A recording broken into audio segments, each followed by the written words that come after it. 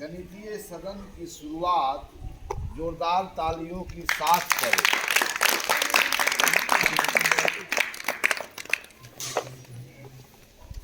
आज इस सदन में हम सब मिलकर के चर्चा करेंगे बीजीय व्यंजकों के बीच गुणा और भाग की संक्रिया।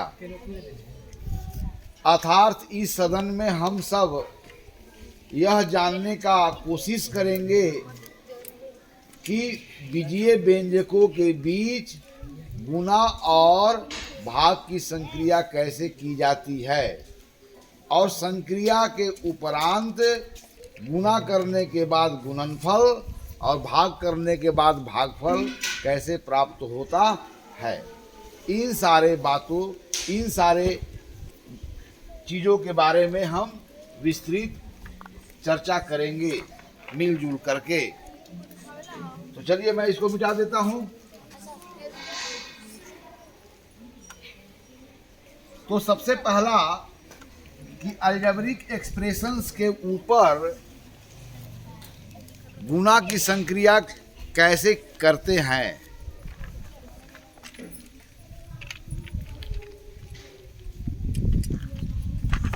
गणित में संख्याओं के ऊपर 4 मौलिक संक्रियाएं होती हैं। अनेकों प्रकार के संक्रियाएं होती हैं, लेकिन मौलिक संक्रियाएं 4 ही होती हैं।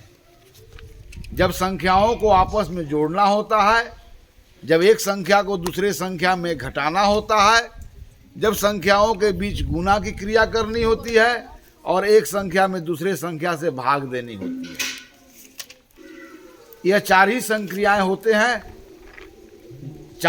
इन 4 संक्रियाओं को मूलभूत संक्रिया कहते हैं, फंडामेंटल ऑपरेशंस। तो अब तक हम बीजीय व्यंजकों के बीच योग की संक्रिया और घटाव की संक्रिया कैसे करते हैं, इस बात को अच्छी तरह से समझ चुके हैं। तो फिर से मैं दोहरा देता हूं कि 2 बीजीय व्यंजकों को जोड़ना मतलब उनके समान पदों को जोड़ना।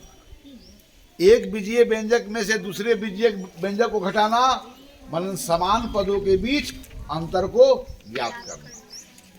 राइट। और पद से क्या मेरा मतलब है, समान पद से क्या मेरा मतलब है, वैसे 2 या 2 से अधिक पद जिसमें चर भी समान हो और उनका घात भी समान हो, तो ऐसे पदों को हम लोग क्या कहते हैं, लाइक टर्म्स, है ना। अब किसी भी बीजीय व्यंजकों के पदों का हम गुणनखंडन करते हैं तो वहां गुणनखंड के रूप में मुझे चर संख्या भी प्राप्त होता है और अचर संख्या। लेकिन अचर जो संख्या प्राप्त होता है किसी पद का गुणनखंडन करने पर, तो उस अचर संख्या को हम लोग क्या बोलते हैं, संख्यात्मक गुणांक। तो 2 बीजीय व्यंजकों को जोड़ना माने समान पदों को जोड़ना, और समान पदों को जोड़ना मतलब उनके संख्यात्मक गुणांक को जोड़ना। इतना तो बात स्मरण है आपके दिमाग में।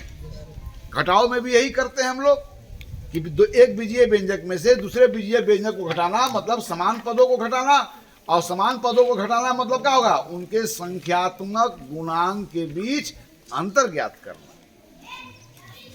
इतना तो बात जानते हैं। अब इससे हम लोग आगे की ओर बढ़ते हैं। तो सबसे पहले यह एक चीज जान जाइएगा कि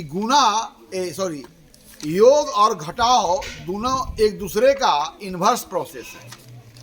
योग में बाहर से चीजें शामिल होती है और घटाव में क्या होता है, चीजें जो है सो समूह से निकलती है। इसी प्रकार गुणा और भाग की दोनों संक्रियाएं हैं, ये भी इन्वर्स ऑपरेशन है ना।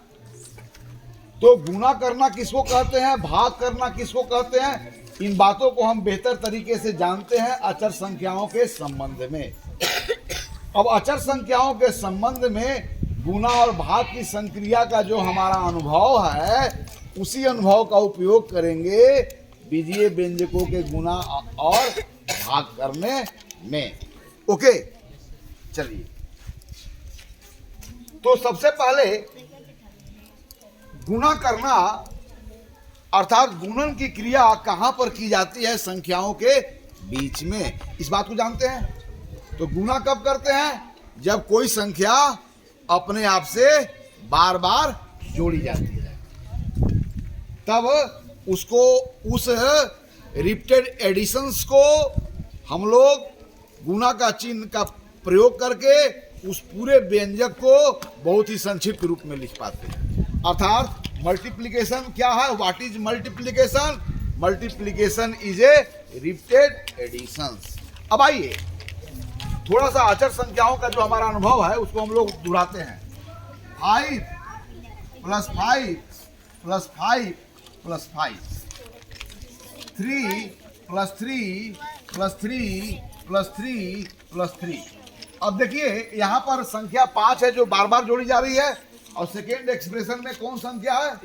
तब इस रिपीटेड एडिशंस को इन शॉर्ट फॉर्म कैसे लिखेंगे हम लोग? कैसे लिखेंगे बताओ? देखिए बताओ, आओ जल्दी से। तो यहां पर संख्या अगर हम 5 को बार बार अपने आप से जोड़ रहे हैं तो ऐसे जोड़ को गुणा के चिन्ह के द्वारा संक्षिप्त रूप में प्रकट करते हैं। इसलिए what is a multiplication? Multiplication is a kind of repeated additions, right? Which number is to be added to itself and how many times? In the second expression, which number is to be added to itself and how many times? चलिए, तो यहाँ पर 5 जो है योग में 4 बार आया है, इसलिए बोलेंगे 4 टाइम्स 5। और यहाँ पर क्या बोलेंगे? 5 टाइम्स। अलग बात है कि 5 टाइम्स अगर 4 हो तो 4 टाइम्स 5 जितना होता है उतना ही 5 टाइम्स 4 होता है। तो गुणा में क्रम विनिमय के लिए लागू होता है। 5 टाइम्स 3 उतना ही है जितना 3 टाइम्स 5। क्यों? क्योंकि गुणा में क्रम विनिमय नियम का लागू होता है। इतना तो बात जानते हो। ए सुनो, अब चलो यहां पर देखो, एक मैं त्रिभुज लेता हूं हमारी, और यह त्रिभुज जो है सो पंक्ति में रखा हुआ है, और प्रत्येक पंक्ति में त्रिभुजों की संख्या क्या है? समान है।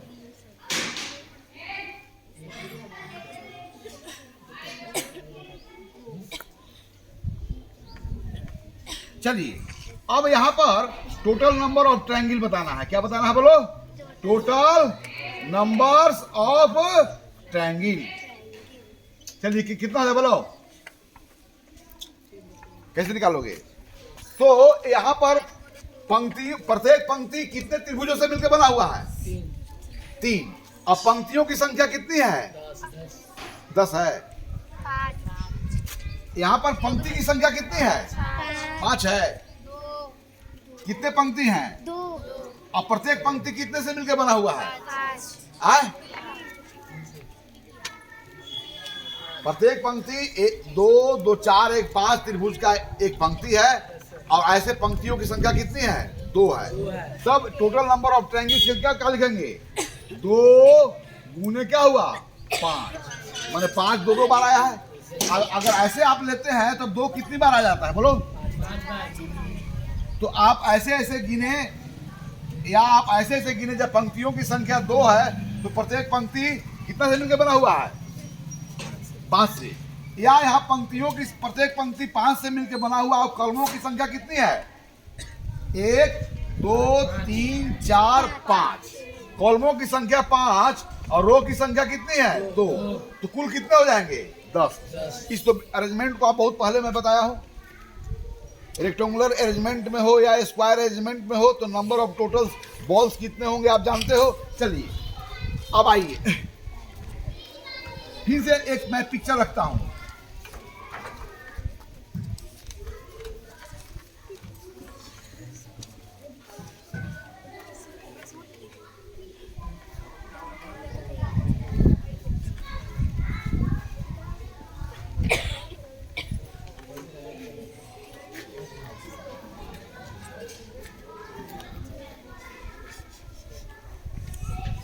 आइए अब यहां पर त्रिभुजों की कुल संख्या बतानी है। क्या बतानी है बोलो? त्रिभुजों की कुल संख्या। तो यहां पर भी, चूंकि यहां पर भी देखिए ये भी रिपीटेड एडिशंस है।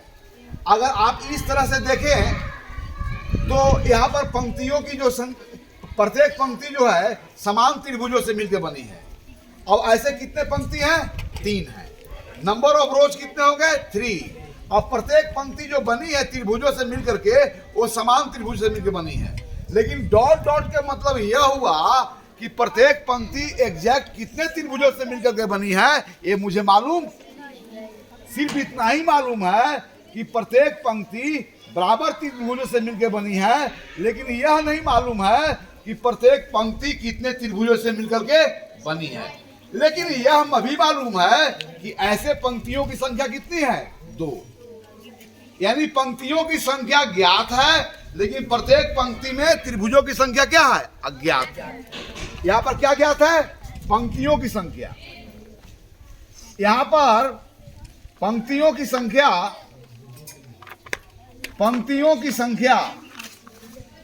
अज्ञात है कि ज्ञात है? ज्ञात। लेकिन प्रत्येक पंक्ति में त्रिभुजों की संख्या क्या है? अज्ञात है। तब बताइए कि यहां पर नंबर ऑफ टोटल ट्रायंगल्स को हम कैसे लिख पाएंगे?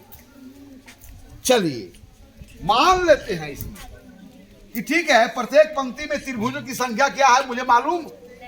लेकिन क्या मालूम है? प्रत्येक पंक्ति में जितने भी त्रिभुज हैं वो बराबर बराबर है, सिर्फ यह मालूम है। लेकिन यह नहीं मालूम है कि प्रत्येक पंक्ति में त्रिभुजों की संख्या कितनी है। अर्थात प्रत्येक पंक्ति में त्रिभुजों की संख्या ज्ञात है कि अज्ञात है? अब मान लेते हैं कि अब अज्ञात है, इसलिए उसके बदले में हम लोग अक्षर संख्या का प्रयोग किए। और तो पंक्तियों की संख्या अब देखिए, और कितने यहां पर कितने हैं बोलो? पंक्तियों की संख्या कितनी है? 3 है। पंक्तियों की संख्या 3 है और प्रत्येक पंक्ति समान त्रिभुजों से मिलकर बनी हुई है। लेकिन इस समय कितने त्रिभुजों से मिलकर बनी हुई है ये मालूम नहीं है। चलिए अब यह एक्सप्रेशन हो गया। तो इस यहां से आप टोटल नंबर ऑफ ट्रायंगल्स के लिए क्या करेंगे? यानी कि यह x जो है वो कितनी बार आया है? x plus x plus x। तब क्या लिखते हैं इसको? 3 multiplied by x, that is okay. ठीक है। चलिए अब मैं सेकेंड उदाहरण रखता हूं ताकि आप गुणन की संक्रिया को बेहतर ढंग से समझ जाए, तब मैं अगली बात करूंगा। चलिए मैं एक पिक्चर बनाता हूं।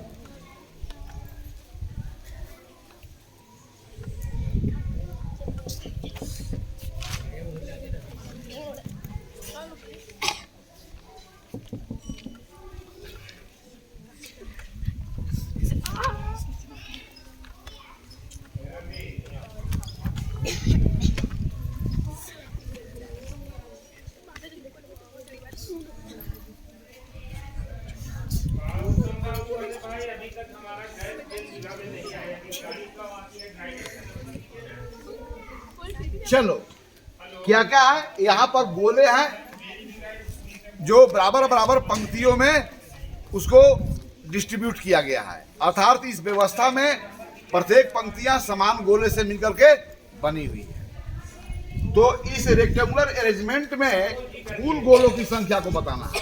यानी कुल गोलों की संख्या के लिए आपको व्यंजक प्राप्त करना है।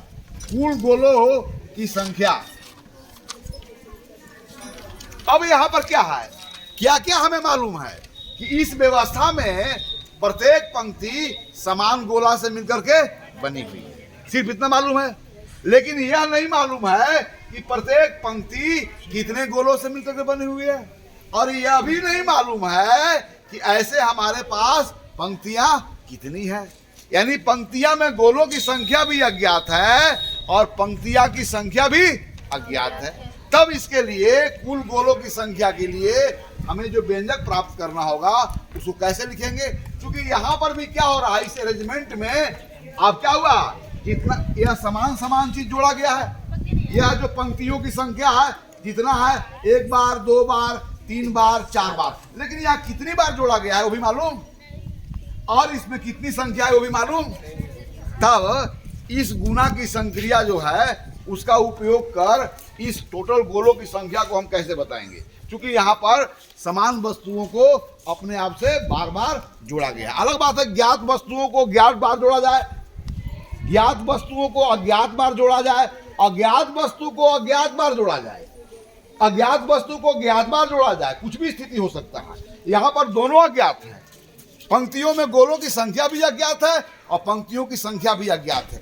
ज्ञात क्या है कि प्रत्येक पंक्तियां समान गोलों से मिलकर के बनी हुई है। तब आइए कौन लिखेगा इसके लिए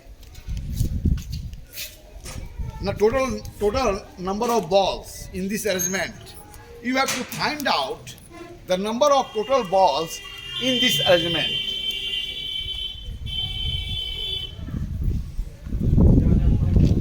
But we don't know how many balls there are in a row and how many such rows we have. Both are unknown. Yes, okay, come here. तो अज्ञात संख्याओं को संख्या का प्रयोग करते हैं, तो हम लोग कोई भी अक्षर संख्या का प्रयोग कर सकते हैं अंग्रेजी वर्णमाला के। क्या अब अंग्रेजी वर्णमाला के छोटे अक्षरों के द्वारा हम वेरिएबल के दिखाते हैं, ना कि बड़े अक्षरों के द्वारा, जब तक विशेष कुछ ना कहा गया हो। Otherwise is not stated. Very fine. No, गलती कर दिया। पर यहाँ पर लिखो कि माना प्रत्येक पंक्तियों में, क्या मान लिया, माना प्रत्येक पंक्तियों में गोलों की संख्या क्या है, y।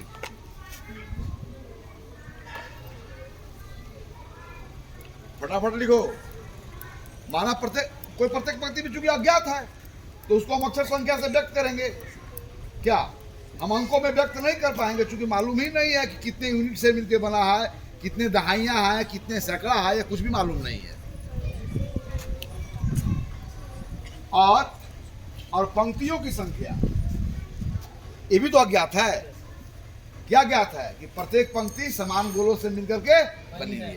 इसमें क्या क्या क्या ज्ञात है कि प्रत्येक पंक्ति समान गोलों से मिलकर के बनी हुई है। हो गया। अब आओ, तो यहां पर क्या दिख रहा है, कौन बार बार जुट रहा है, देखो कौन जुट रहा है। हाँ, तो y प्लस डॉट डॉट, यह y को कितनी बार जोड़ना है, कितने बार, एक दो एक, कितनी बार है, 4 बार जोड़ा गया है। यह y 4 बार जुट रहा है। हाँ, तो लिखो x बार, यहां पर लिखो x बार, कोष्ट दो, यहां पर कोष्ट दो, और लिखो यहां पर y को कितना बार जोड़ा गया, चूंकि आपको पता नहीं ना है, कल गए x बार। तो y को जब हम x बार जोड़ते हैं तब गुना की तो इस रिपीटेड एडिशन को गुना में कैसे व्यक्त करेंगे, x टाइम y। अब x टाइम y को कैसे लिखेंगे, देखो प्रोडक्ट के रूप में, x में y से गुना करेंगे तो गुणनफल क्या हो जाएगा, xy। Very fine, understand. चलिए, तो यहां पर y को अपने आप से बार बार जोड़ा जा रहा था, और कितनी बार जोड़ा जा रहा था, x बार, क्योंकि हमें पता नहीं ना है। चलिए आ जाइए, अब मैं सेकेंड लड़का को दे रहा हूं चांस, फटाफट। इस रेक्टेंगुलर अरेंजमेंट में क्या क्या दिया हुआ होगा स्पष्ट होगा, तब उस रेक्टेंगुलर अरेंजमेंट में टोटल नंबर ऑफ बॉल्स या टोटल नंबर ऑफ ऑब्जेक्ट में जो भी पंक्ति बनाऊंगा वो आप दिखाएंगे।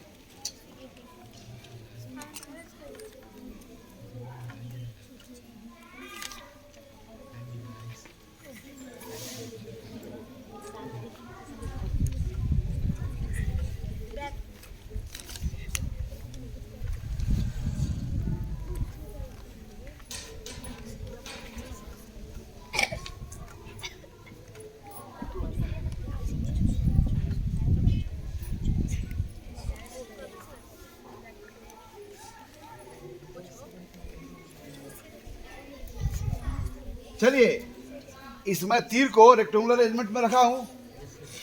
चलिए पहले मुझे बताइए कि यहां पर आपको क्या क्या ज्ञात है, प्रत्येक पंक्ति में कितने तीर हैं, यह मालूम है कि नहीं मालूम है, क्या क्या मालूम है, प्रत्येक पंक्ति में कितने तीर हैं, प्रत्येक पंक्ति में कितने तीर हैं?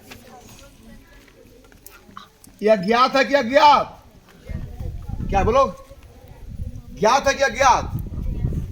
बोलो तो धीरे से, क्या बोलते हो? ज्ञात है। चलो, पंक्तियों की संख्या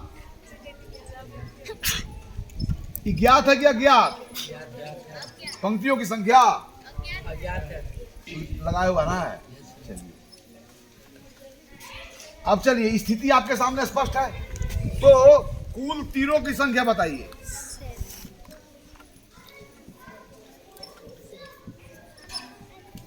कौन बताएगा? आ जाओ। तो इसमें देखो कौन जोड़ा जा रहा है। हो सकता है जिसको जोड़ा जा रहा हो वो ज्ञात हो, लेकिन कितनी बार जोड़ा जा रहा है वो ज्ञात हो सकता है कि जिसको जोड़ा जा रहा हो वही अज्ञात हो, लेकिन कितनी बार जोड़ा गया हो वो ज्ञात हो। या तीसरी स्थिति हो सकता है कि जिसको जोड़ा जा रहा है वो भी अज्ञात हो और उसे कितनी बार जोड़ा गया वो भी अज्ञात हो। तो उस स्थिति में हमें कौन सा व्यंजक प्राप्त होगा? कुल संख्या बताना हो वस्तुओं की। तब आइए, लिख सकते हो।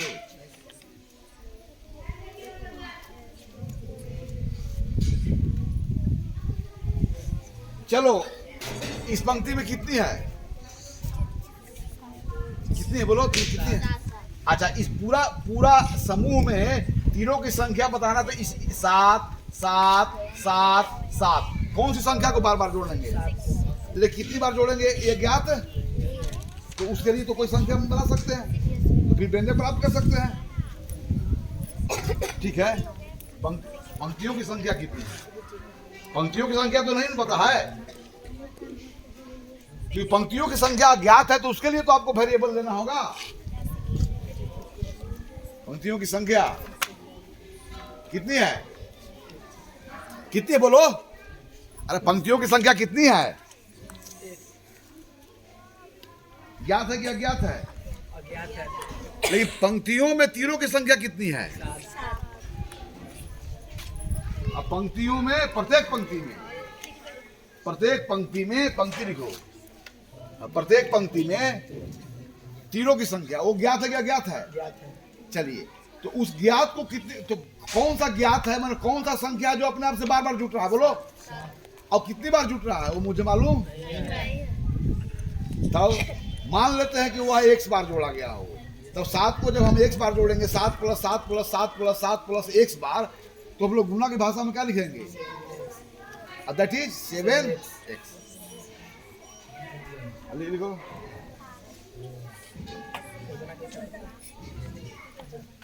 चलिए, वेरीफाई। यहाँ पर 7 को यहाँ पर जोड़ा जा रहा था, और कितनी बार जोड़ा गया मुझे मालूम नहीं है।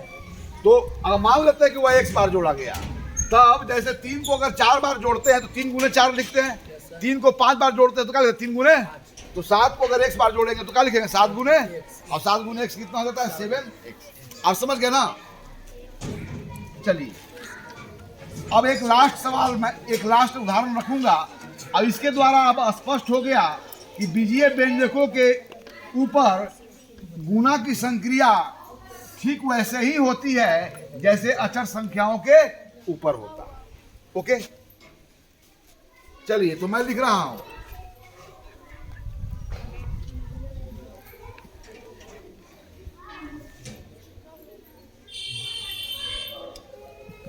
एक लड़का को मैं दूंगा,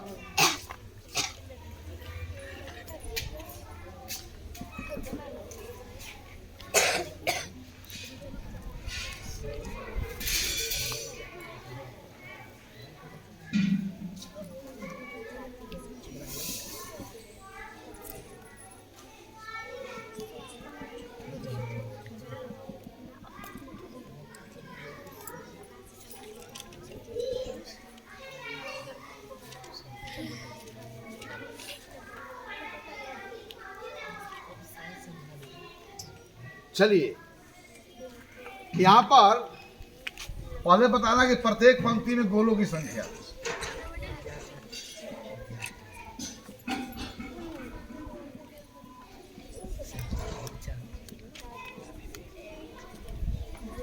इन पंक्तियों की संख्या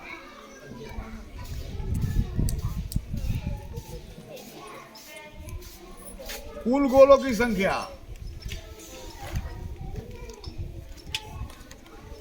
अब कुल गोलों की संख्या ज्ञात करने के लिए क्या करते हैं? पंक्तियों की संख्या में प्रत्येक पंक्ति में गोलों की संख्या से गुना करते हैं। इन्हें करते हैं। तब आप मुझे बताइए, मान लेते हैं कि प्रत्येक पंक्ति में चूंकि गोला कितना है मालूम नहीं है, तो मान लेते हैं कि m गोला है, और ऐसे पंक्तियों कितना बराबर बराबर पंक्तियों की संख्या कितनी है मुझे मालूम, मान लेते हैं कि इसका n है, राइट। तो कुल गोलों की संख्या को कोई लिख के दिखावे, बताओ।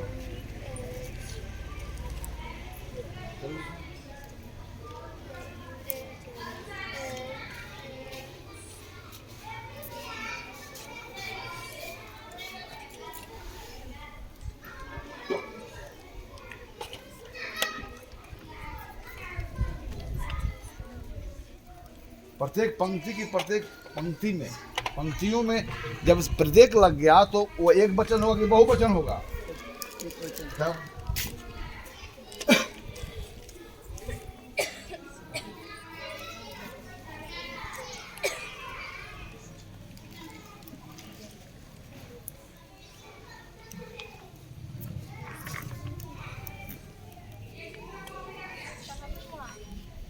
पंक्तियों की संख्या ना,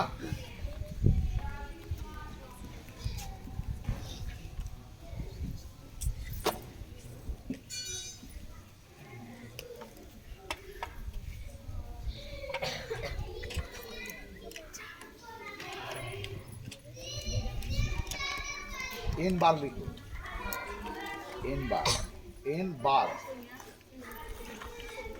मैंने एन को एन बार जोड़ा गया।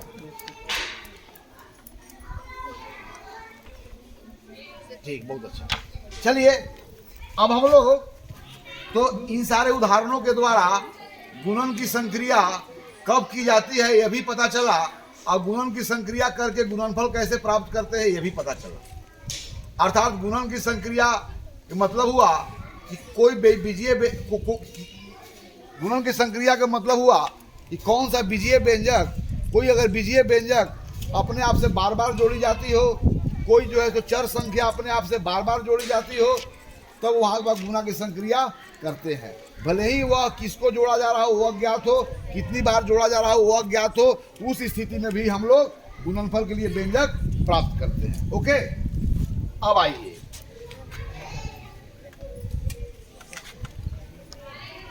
तो गुणा क्या है, गुणा क्या है या गुणा की संक्रिया कब करते हैं? जब किसी संख्या या व्यंजक को अपने आप से बार बार जोड़ा जाता है। तो बीजीय व्यंजकों के बीच गुणन का मतलब क्या होगा?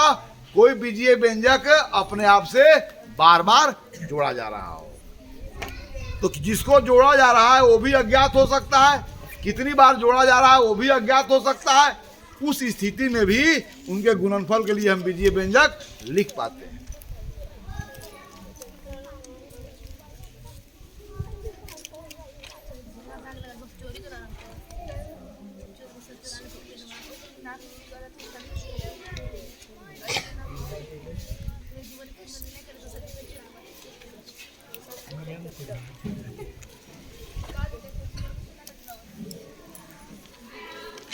अब चलिए अब हम लोग बीजीय व्यंजकों के बीच गुणन की संक्रिया करना सीखते हैं। तो सबसे पहले हम लोग एक पदी बीजीय व्यंजक को एक पदी बीजीय व्यंजक से हम लोग गुणा करेंगे, राइट। उदाहरण,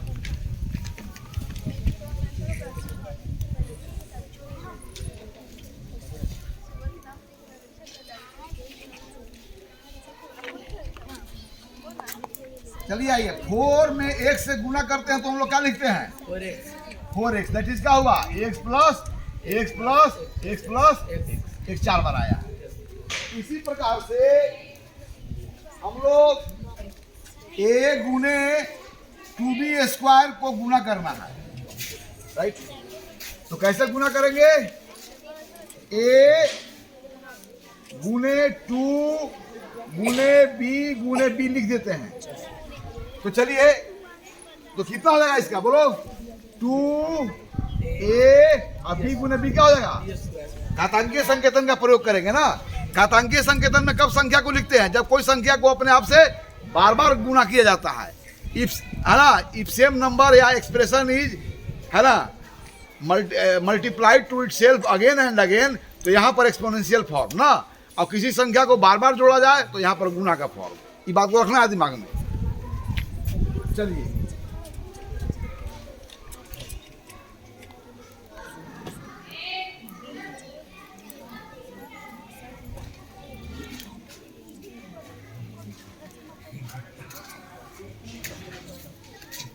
आइए 4x² में 6y² को गुना करना है।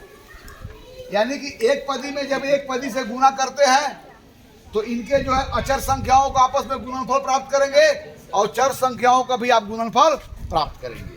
तो यहाँ पर कितना हो जाएगा? यहाँ पर 4 में आप 6 से और 1 से स्क्वायर गुने क्या हो गया?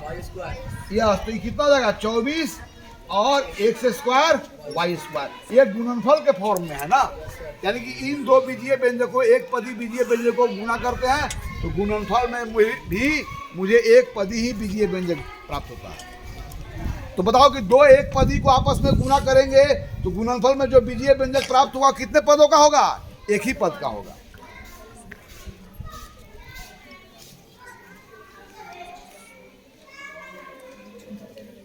थ्री ln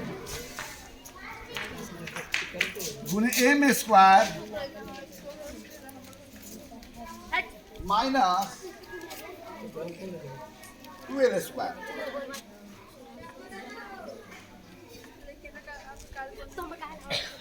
ध्यान से देखें, या एक पदी, यहाँ पर दो एक पदी थे, यहाँ पर 3 एक पदी बीजीय व्यंजक है।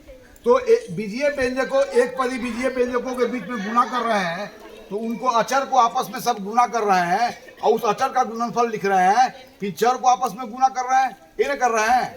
तो यहाँ पर 3ln m² माइनस 2l² में गुना करेंगे तो गुणनफल के रूप में हम कौन सा व्यंजक प्राप्त करेंगे? कौन लिख सकता है?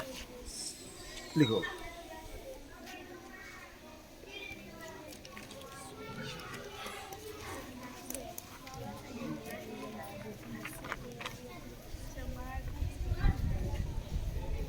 l³ m³। ठीक, वेरी नाइस। चलो इसको बिठाओ, अब आओ एक्सरसाइज।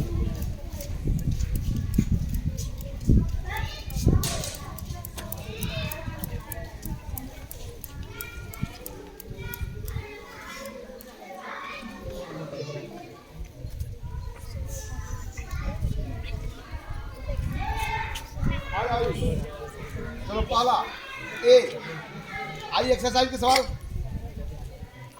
आपके अब 1 बाई 1 सबको बनाना है ना।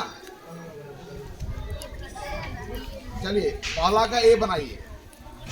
यहाँ पर दो एक पदी बीजीय व्यंजकों को गुना करना मतलब उनके अचर संख्याओं के बीच में गुणनफल को ज्ञात करना और चर का गुणनफल ज्ञात करना। क्या जहां तक आप गुणनफल गुना कर सकते हैं वहां तक करेंगे। यहाँ पर घातांकीय संकेतन का आप ध्यान में रखेंगे ना। वाला फटाफट। चलिए सवाल है, सवाल क्या है कि 2x² और x y के बीच में गुना करना है ना। दोनों बीजीय व्यंजक कितना है? एक पदी है, अर्थात दो एक पदी बीजीय व्यंजकों के बीच में गुना करेंगे। ये बराबर क्यों लगाए हो? बराबर या अब उसे गुणनफल ज्ञात करो।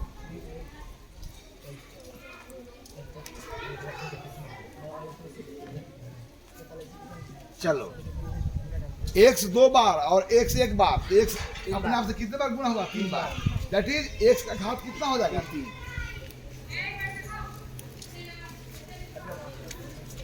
यस, जब भी आप गुणनफल लिखोगे गुना का चिन्ह गायब कर दोगे। चलो दूसरा हो जी, दूसरा सवाल बनाओ। दूसरा बनाओ, दूसरा बनाओ। उसका पहला ए का बनाओ। आप लोग में से कोई नहीं आएगा।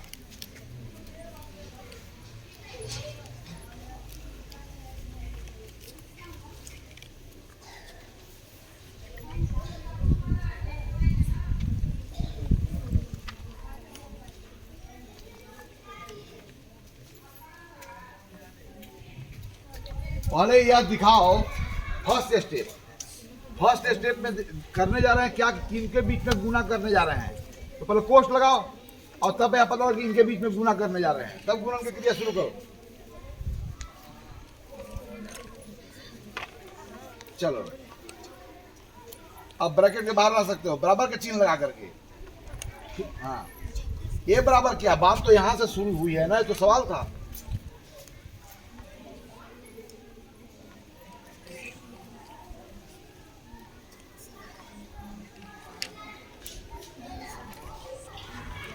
Very fine, nice. चलो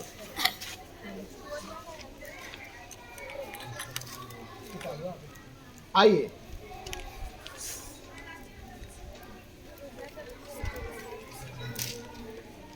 चलो दूसरा आ जाओ।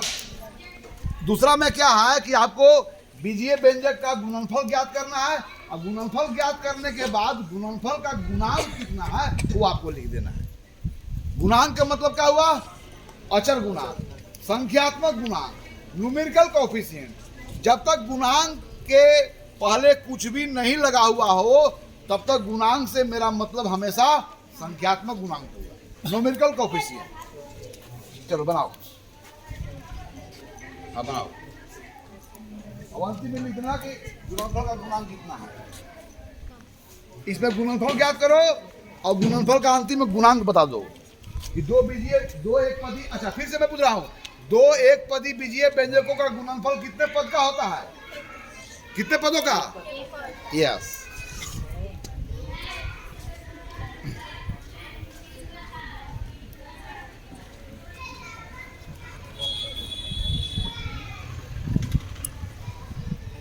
चलो यहाँ पर तीन बीजीय व्यंजक है, एक पदी, तीन बीजीय व्यंजक, इनका गुणनफल ज्ञात करना है और अंत में बताना है कि इस गुणनफल का संख्यात्मक गुणांक कितना है।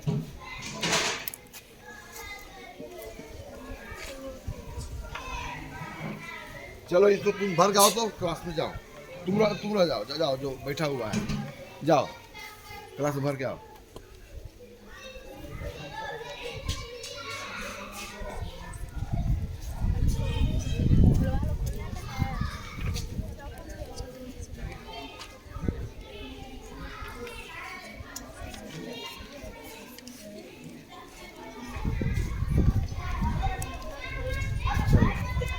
अब चिन्ह क्या हो जाएगा, अब ये बताओ, यह नेगेटिव चिन्ह लगा हुआ है तो पूरा जो है सो गुणनफल का चिन्ह क्या हो जाएगा, नेगेटिव।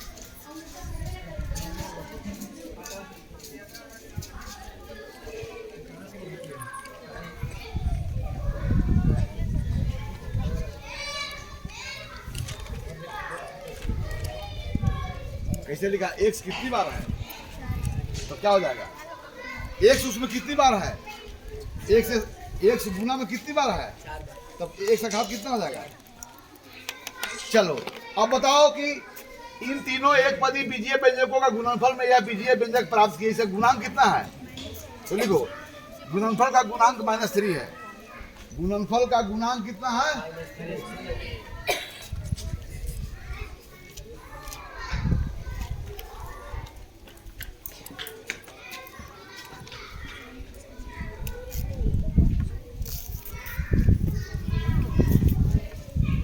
Very fine. चलो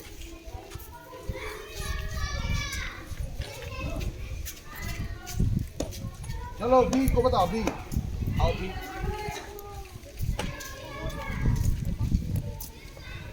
बी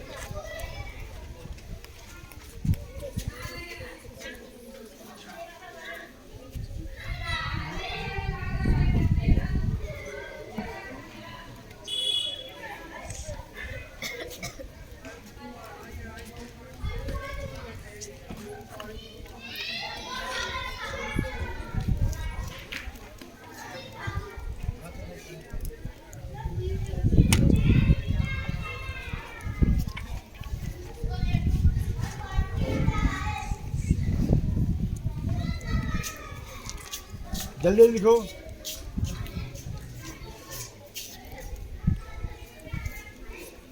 चलो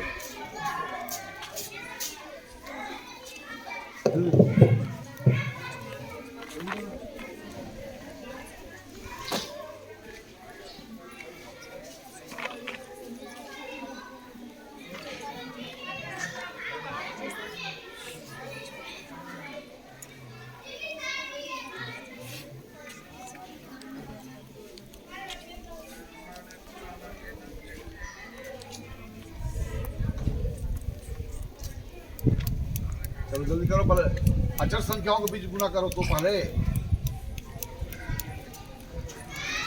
जब तो पहले दो व्यंजकों के बीच में जब गुना कर रहे हो तो अचर संख्याओं को गुणनफल ज्ञात करो सबसे पहले, क्योंकि नियम है कि संख्यात्मक गुणांक को हम पहले दिखाते हैं।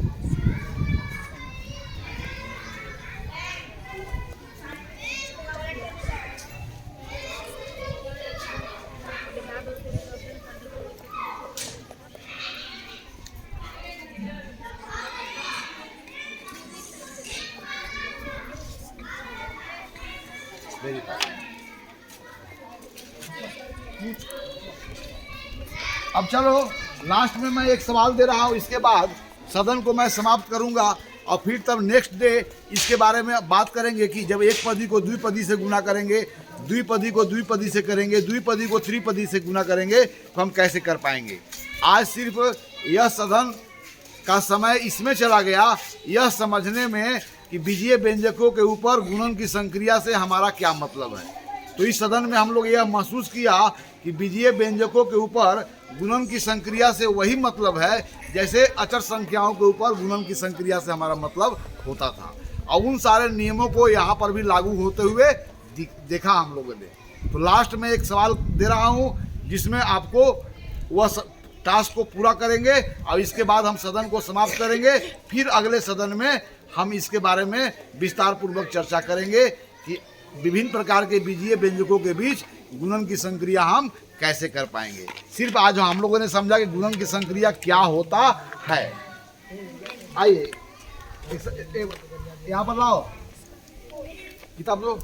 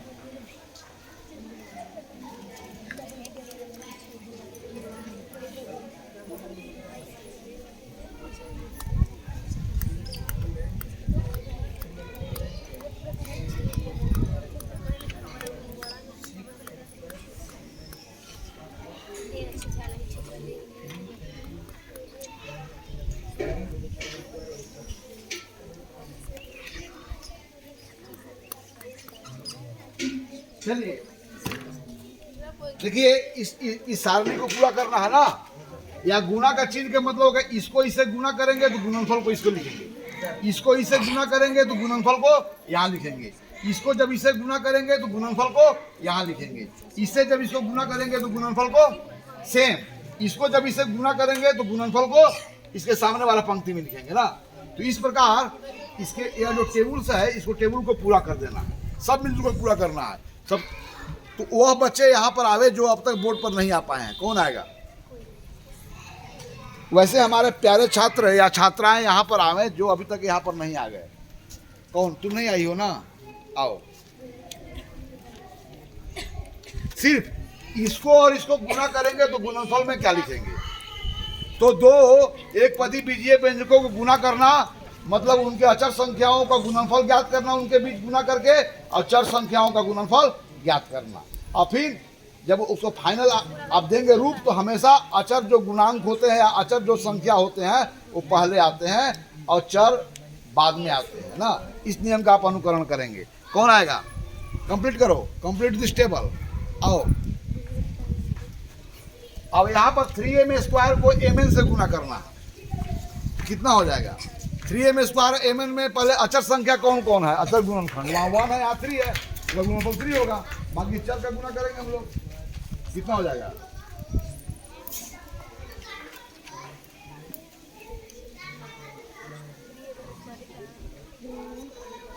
m 2 बार गुने m को गुना में क्या बार आ रहा है?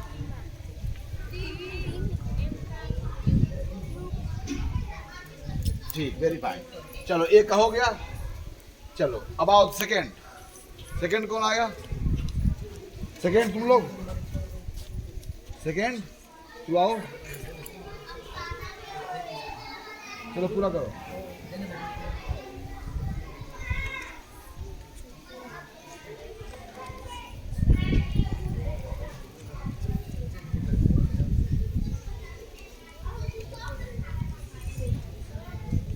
चलो नेक्स्ट पूरा करो, नेक्स्ट पूरा करो, ये आओ, चलो पूरा करो फटाफट।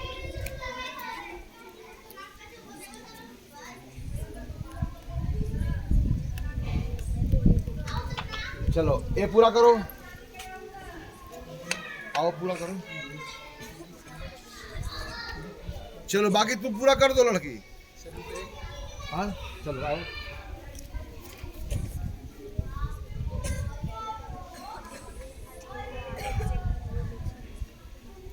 ठीक, अब आ जाओ, एक पंक्ति को पूरा करो। कौन करेगा?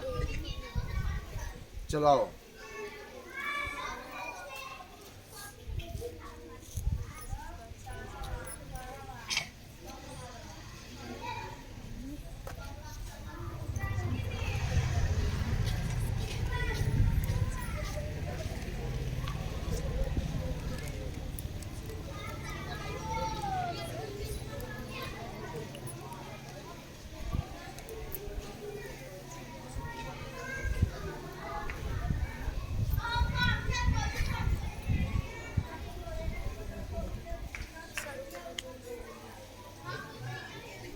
चलो लकुश इसको पूरा करो।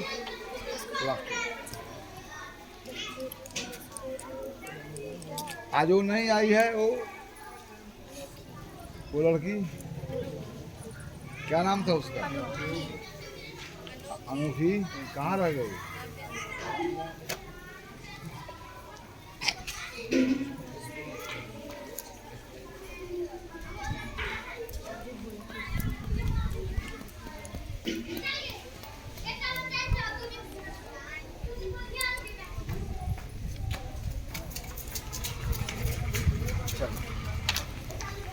तो आज का सदन को हम यहीं पर समाप्त करते हैं, पुनः उन बातों को दोहराते हुए जिसके इर्द गिर्द इतना लंबे समय तक सदन चला, उसमें आप सहभागी बने।